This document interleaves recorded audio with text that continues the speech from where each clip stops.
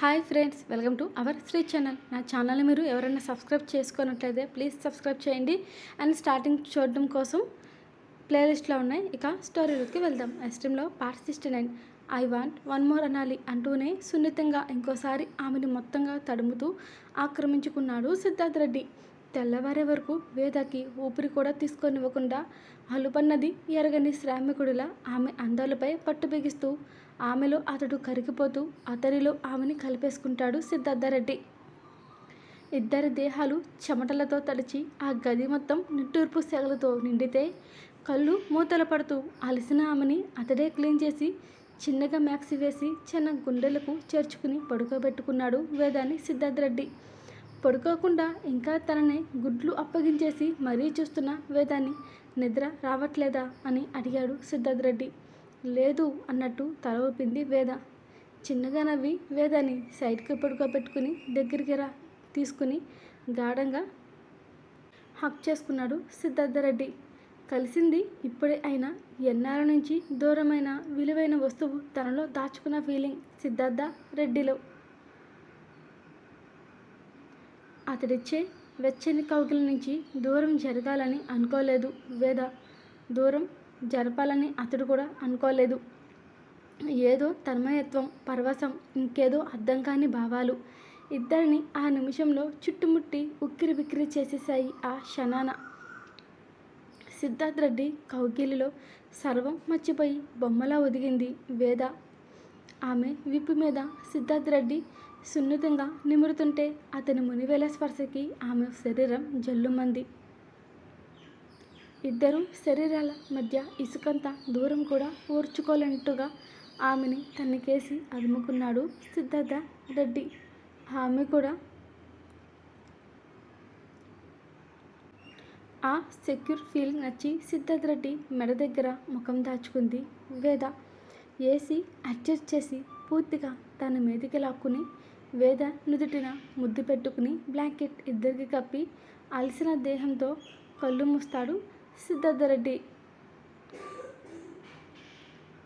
అలసిన శరీరంతో కళ్ళు తెరిచిన వేద సిద్ధార్థ్ రెడ్డి కోసం పక్కన బెడ్ తడిమితే అతని జాడే కనిపించకుండా లేకుంటే లేచి చుట్టూ చూస్తూ బ్లాంకెట్ తీసి ఒంటి మీద ఉన్న మ్యాక్సీని చూసుకుని చిన్నగా నవ్వుకుని కిందకి దిగింది వేద.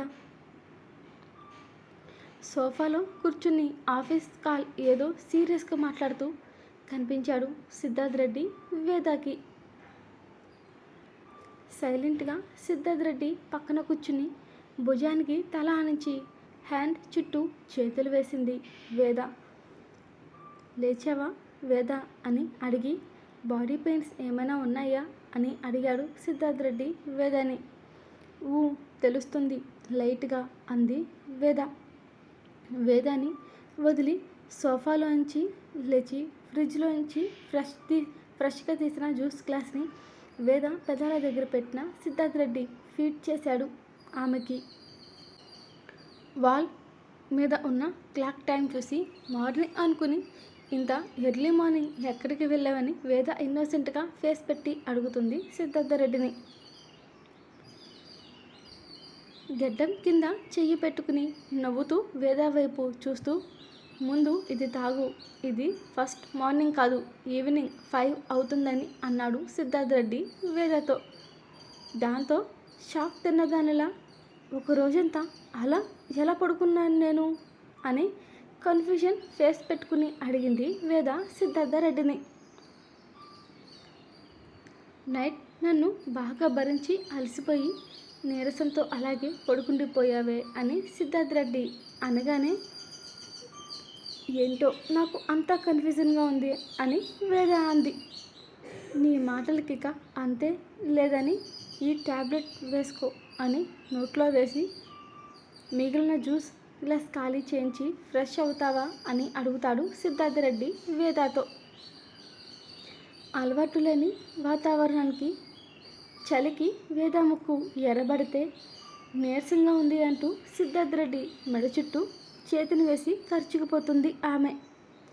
ఫీలింగ్ లేజీ కాసేపు అంటూనే కళ్ళు మూసుకుంది వేద. చిన్నగా నవ్విన సిద్ధార్థ్ రెడ్డి నేను చేయించిన అని నడుము చుట్టూ తన చేతిని చుట్టేస్తూ సిగ్గుతో ముఖం అతని మెడవంపుల్లో తలదాచుకుంటూ, అక్కర్లేదు సార్, మీరు ఎలా చేయిస్తారో నాకు బాగా తెలుసు అని పక్కన కూర్చున్నది కాస్త పైకి లేచి రూమ్లోకి జింకపిల్లలా దూరింది వేద. ఏయ్, స్లోగా వెళ్ళవే అని కసిరి, నెక్స్ట్ టైం అయితే ఖచ్చితంగా దొరుకుతావు, అప్పుడు నా నుంచి తప్పించుకోలేవంటూ సగంలో ఆపేసిన ఫోన్ కాల్స్ మాట్లాడడం కోసం బయట గార్డెన్లోకి వెళ్ళాడు సిద్ధార్థరెడ్డి. ఫ్రెష్ అయ్యి వచ్చిన వేద లగేజ్ బ్యాగ్ ఓపెన్ చేసి గ్రీన్ అండ్ రెడ్ కలర్ శారీని వేర్ చేసి కనిపిస్తున్న గ్లాస్ విండో కర్టెన్ తప్పించి అప్పుడే చీకటి పడుతూ ఉండడంతో గార్డెన్లో ఉన్న పక్షులు తిరుగుతుంటే చూస్తుంది వేద వాటిని.